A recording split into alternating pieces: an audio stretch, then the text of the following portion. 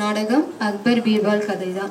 ஒரு தோட்டக்காரனுக்கு மரண தண்டனை விதித்திருப்பது நியாயமில்லை என்பதை அவர் எப்படி சமாளித்து அதிலிருந்து விடுதலை ஆகிறார் என்பதை பார்க்க போகின்றோம்.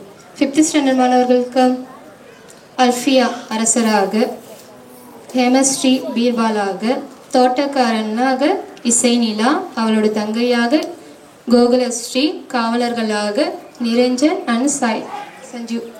இந்த செடி வர ஆடுகிறது, இதை கல்லை வைத்து சரி செய்வோம். எவ்வளவு அழகான செடிகள், மரங்கள், பூக்கள். இந்த இனிமையான நேரத்தை ரசித்துக் கொண்டே இருக்கலாம் போல இருக்கே. ஆஹா, பார்ப்பதற்கே இவ்வளவு அழகாக நம் செடிகளை வைத்துள்ளோம். சபாஷ் சபாஷ். இதை மட்டும் அரசர் பார்த்தால் நம்மை நன்றாகவே பாராட்டுவார்.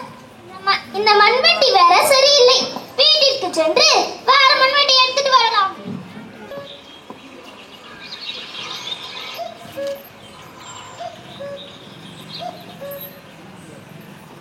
இனிமையான காலை பொழுது மிகவும் அழகாக உள்ளது. ஆஹா, பட்டாம்பூச்சிகள் பறக்கிறதே, குயிலின் ஓசை மிகவும் அற்புதமாக உள்ளது. தோட்டத்திற்கு சென்றுதான் பார்ப்போம்.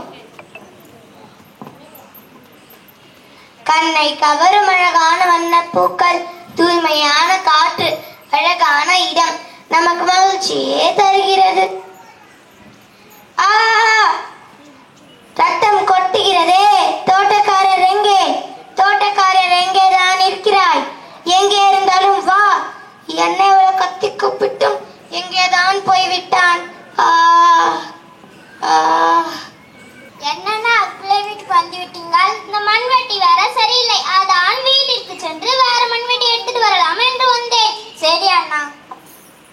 என்னன்னா யோசிச்சு கொண்டிருக்கீங்கள்? கோகுலஸ்ரீ, என் அருமை தங்கையே, இன்று மிகவும் அற்புதமான நாள். அப்படியா அண்ணா? என்னென்ற அற்புதமான நாள்? அதாவது தங்கையே, இன்று நான் தோட்டத்தை மிகவும் அழகாக வைத்துள்ளேன். அப்படியா அண்ணா? இதை மட்டும் அரசர் பார்த்தால் என்னை நன்றாகவே பாராட்டி இருப்பார். வண்ணமயமான அமைதியான இடம் எனக்கு மகிழ்ச்சியே தந்துள்ளது தங்கையே. சந்தோஷம் அண்ணா. யார் எங்கே? இங்கே பார்த்தாயா? நீ ஒன்றுமில்லை அரசே. முட்டாள், என் காலை பாருடா. ஐயோ, என்னவாயிட்டு அரசே? நான் இன்று தோட்டத்திற்கு சென்று கொண்டிருந்தேனா? பாம்பு ஏதாவது கடித்துட்டு அரசே, இப்ப வைத்திரி அழைக்கட்டுமா அரசே? அடடே, நான் சொல்வதை கேள். அந்த தோட்டத்தில் இனிமையான காற்றை வாங்கிக் கொண்டு மகிழ்ச்சியாக நடந்து கொண்டிருக்கும் போது அந்த முட்டாள் தோட்டக்காரன் கல் அங்கே வைத்து விட்டான். அதனால் தான் கல் அடிபட்டு விட்டது. என்ன செய்யணும் அரசே? அந்த தோட்டக்காரனை நாளை தூக்கிலிடுமாறு உத்தரவிடுகிறேன். என்ன இன்னும் இங்கே நின்று கொண்டிருக்கிறாய்? சரி அரசே. தோட்டக்காரனை அரசர் அழைத்து வர சொன்னார். சரிங்க தளபதி. என்ன காவல்காரர்கள் நம் வீட்டிற்கு வந்து கொண்டிருக்கிறார்கள்? என்னவா இருக்கும்? ஒருவேளை தோட்டத்தின் அழகை கண்டு நம்மை அரசர் பாராட்ட அனுப்பியிருப்பாரோ? அப்படிதான் இருக்குமா? வாருங்க ஐயா, என்ன விஷயம் கூறுங்க. அரசர் பாராட்ட அழைத்தாரா? விஷ்ணு அவர்களே, இல்லை, உங்களுக்கு நாளை காலை தூக்கு தண்டனை கொடுக்குமாறு எங்களை அனுப்பி வைத்தார். என்ன ஐயா, லட்டு பூந்தி தரமாய் தூக்கு தண்டனை சொல்றீங்க? அப்படி நான் என்னதான் செய்தேன் ஐயா? அண்ணா பாராட்டுவார் என்று சொன்னீங்களே ஐயா, எங்கள் அண்ணனை விட்டு விடுங்கள், உங்களை கெஞ்சி கேட்டுக்கிறேன். எங்கள் கையில் ஒன்றுமில்லை அம்மா. தோட்டத்தில் அரசர் தெரியாமல் காலில் இடித்துக் கொண்டார், அதனால்தான் உங்கள் அண்ணனுக்கு தூக்கு தண்டனை. ஐயோ, அரசர் தெரியாமல் காலில் இடித்துக் கொண்டதற்காகவா எனக்கு இந்த தண்டனை? இது என்ன அநியாயம்? நீங்கள் சக்கரவர்த்தியிடம் எடுத்து சொல்லக்கூடாது ஐயா. ஐயா, எங்கள் அண்ணனை விட்டு விடுங்கள். கவலை கொள்ளாதம்மா, நாளைக்கு தான் தூக்கு தண்டனை, இன்னும் ஒரு நாள் உள்ளது. நீ பீர்பாலிடம் போய் அண்ணனை பற்றி கூறி விடுவிக்க முயற்சி செய். சரி ஐயா. காவலரை விருந்தை மாட்டி அழைத்து வா. அண்ணா அண்ணா அண்ணா. பீர்பால் ஐயா உடனே போய் பார்க்க வேண்டியதான். ஐயா, பீர்பால் ஐயா, அண்ணனை எப்படியாவது காப்பாற்றுங்கள். என்னமா ஆயிற்று? ஏன் இப்படி அழுது கொண்டே வர? நம்ம அரசர் என் அண்ணனுக்கும் நாளை தூக்கு தண்டனை விதித்து விட்டார் ஐயா. அப்படியா? உன் அண்ணா அப்படி என்ன குற்றம் செய்ய களி அரசரின் காலில் இழுத்து விட்டதால் தான் இந்த தண்டனை ஐயா. நீங்கள் தான் எப்படியாவது காப்பாற்றணும். கவலைப்படாதே, உன் அண்ணனை விடுதலை செய்ய முயற்சிக்கிறேன். நன்றி ஐயா. வணக்கம் ஐயா. என்ன இந்த பக்கம்? நான் தோட்டக்காரரை சந்திக்க வந்துள்ளேன். சரி ஐயா, அவர் அங்கேதான் உள்ளார். ஐயோ பீர்பால் ஐயா, பார்த்தீங்களா என் நிலைமைய? தோட்டக்காரே, உன் விஷயம் அறிந்தான் வந்துள்ளேன். கவலை கொள்ளாதேப்பா. எப்படி கவலை கொள்ளாமல் இருக்க முடியும் ஐயா? ஒரு சிறிய கல் தூக்கு தண்டனை விதித்து விட்டது ஐயா. கவலை வேண்டாம்ப்பா, நான் சொல்லும்படி நீ செய். உன் உயிருக்கு ஒன்றுமாகாது. அப்படியா ஐயா? சொல்லுங்கள், நான் அதன்படியே செய்கிறேன். நீங்கள் நாளை அரசரை பார்க்க வேண்டும் என்று காவலரிடம் கூறு. அரசரின் காலில் விழ வேண்டுமா ஐயா? இப்படி விழுந்தால் சரியா ஐயா? அப்படி இல்லைனா பிரபு பிரபு என்னை மன்னிக்கவும் பிரபு என்று கெஞ்சி கேட்கணுமா ஐயா? அப்படிலாம் நீ ஒன்றும் செய்ய வேண்டாம். காவலர் நாளை உங்களை அரசர் சபைக்கு அழைத்து செல்வார். பின்பு நீங்கள் அரசர் சபையில் துப்ப வேண்டும். என்ன ஐயா?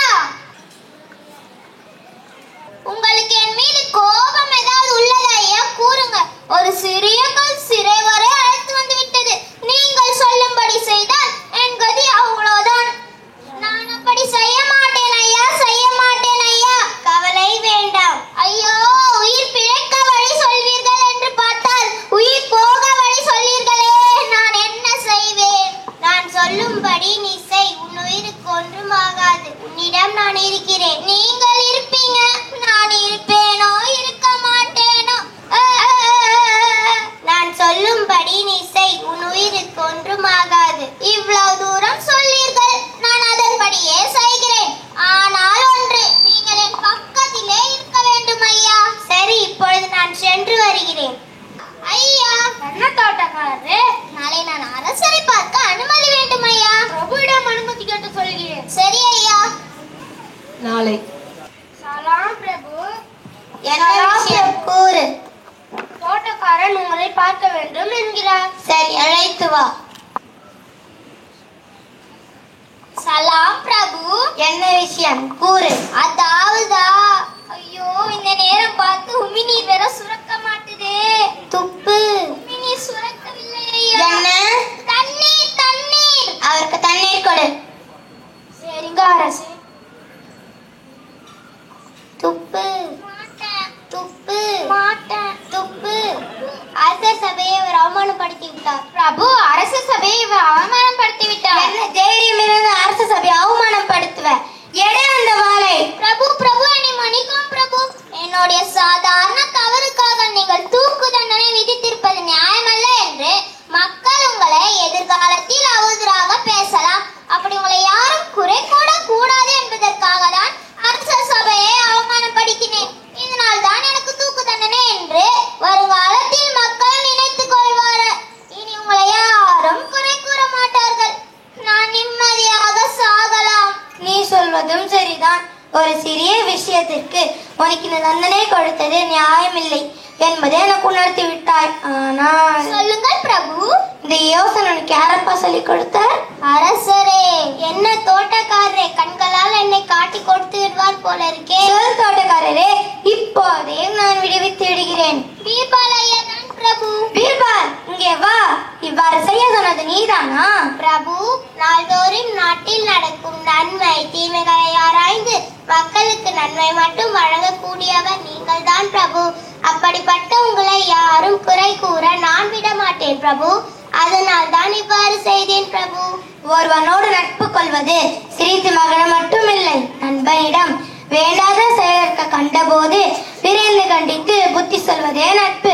அப்படிப்பட்ட நம் நட்பின் ஆழத்தை எனக்கு உணர்த்தி தவறிடாமல் தடுத்ததற்கு நன்றி பீர்பால். நன்றி பிரபு. பிரபு, இந்த சங்கிலி காவலரை விடுதலை செய். சரிங்க அரசே.